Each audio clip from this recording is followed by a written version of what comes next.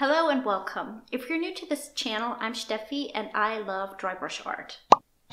For dry brushing, you paint and draw with very thin oil paint layers on watercolor paper. And because this technique is still rather unknown in the art community, I'm taking it upon myself to spread the word and teach what I know so that maybe you feel inspired to try it out yourself. Now today I want to talk about a question that I've come across here and there about the dry brush technique and whether dry brush art is archival or not. Now archival basically means, will what I make today still look like that 100 years from now? Obviously I can't answer that question truthfully because I don't know, but we can look at what we do know and what I have found out over the years myself. Now if you're a traditional oil painter, you will know that if you want to apply oil paint to paper, you will want to prime the paper first with gesso or so to basically keep a barrier between the paper and the oil so that the oil from the linseed oil can't seep through and into the paper and destroy it in some form. With dry brushing, you don't really concern yourself with that too much. You just, draw in very thin layers on the paper. Nothing much will happen. But it's still a valid question, like what will happen to my artwork years from now? Now, if we think about the oil paint pigments themselves, we know that they will stand the test of time because we still have artworks from hundreds of years ago, so that's a good thing.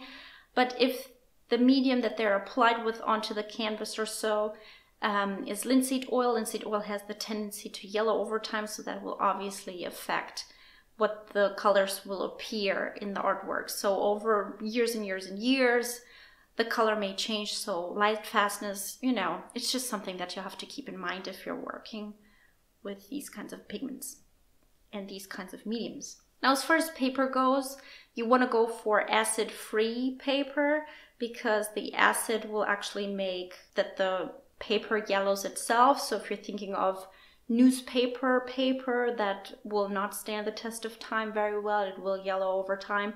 So yeah, you want to go for acid-free paper. As far as how long paper really survives and really looks as it does today, I don't really know. I guess it depends on the manufacturer of the paper and yeah, the paper quality itself. So yeah, you may want to check what the manufacturer of your preferred paper says about that, but yeah, I don't really know. Now the yellowing of the linseed oil, since you're painting in very thin layers, you will have the white of the paper shine through. So then when there's a very thin layer of paint and oil on top of it, you may be seeing that it is yellowing over time. But I can say that I have not experienced that much. I don't feel super proud sharing this with you. It got terrible reviews from my friends when I made it, but this is one of the first dry brush portraits that I made. People kept telling me that it looks like Angelina Jolie's brother when actually I was trying to portray Angelina herself. So yeah, not very successful, but yeah, the pains of a portrait artist, that requires an entirely different video. Anyway, I did, as you can see, try to paint rather dark here, so basically a black layer. That's like the thickest layer that you will ever get in dry brushing. And what happened is that it basically yellowed the back, like you can see the yellowing of the paper on the back of the artwork. Now on the front, actually with like the thin layers, you don't really see much yellowing happening.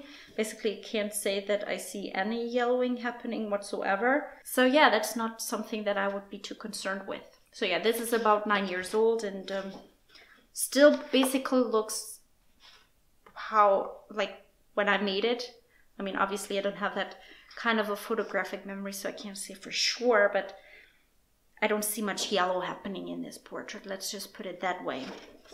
Now this paper is not watercolor paper. I actually used for my first attempts some kind of drawing paper.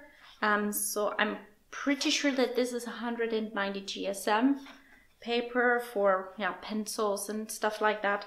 Not for wet media or anything like that, and definitely not for oil paints. But yeah, it stood the test of time. It's still flexible. It's not like the oil that seeped into the paper destroyed it in any way. I have another example. It's not quite as old. I think maybe 7 or 8 years. I'm not quite sure. I'm pretty sure it's about the same paper, but here also we have a lot of black in it. And You will also see the yellow on the back. I will have to try to take better pictures of it because it's not showing up. It's a rather bright day. Sun is not really out right now, but pretty sure you can't see any of the yellowing happening on the paper. Now this is not a long-term effect. This is basically what happens as soon as you paint. I mean, obviously not as you're putting the brush on, it won't be yellow on the back immediately, but it's not something that will turn up years later so that there's like a long-term effect. So yeah, I'm not really sure if this is something that should concern you much when you're dry brushing. But that's just my personal opinion. Now, another thing that you should keep in mind is when you're trying to mix media with this technique. So if you're not just having the paper and the oil paint, but if you want to put something else in the mix, you want to stick to the general rules of applying water-based paints first and then the oil-based paints on top. And I think that's just because the water-based paint won't stick to an oily surface. So for example, you want to put like a watercolor base on it. Yeah, put it first and then put the oil on top, and then that should be okay. And lastly, I want to come up with like the biggest point that I have as far as this goes. Dry brushing, as I said, works in very thin layers. You don't really have like a 3D texture, brush strokes, and interesting things happening like that on the paper. So it's relatively easy to capture the entire artwork in all its essence in a photo or a scan. So if you just take a high quality photo or a high resolution scan of your artwork, that's, I think, the best way to make sure that it can stand the test of time and, yeah, basically survive you. So if you want to keep your artwork for your grandchildren and their children and their children, I think taking a high quality photo or a scan of your artwork is the best way to go, and then you don't have to really worry about anything. If you just want to keep it for the next years, decades or so, I don't really see a problem happening with that.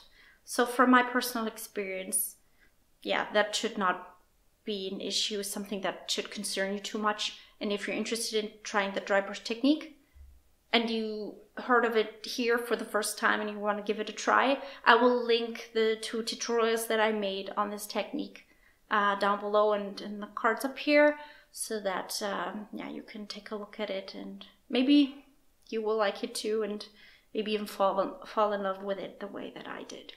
And with that being said, I hope you'll have a creative day. See ya!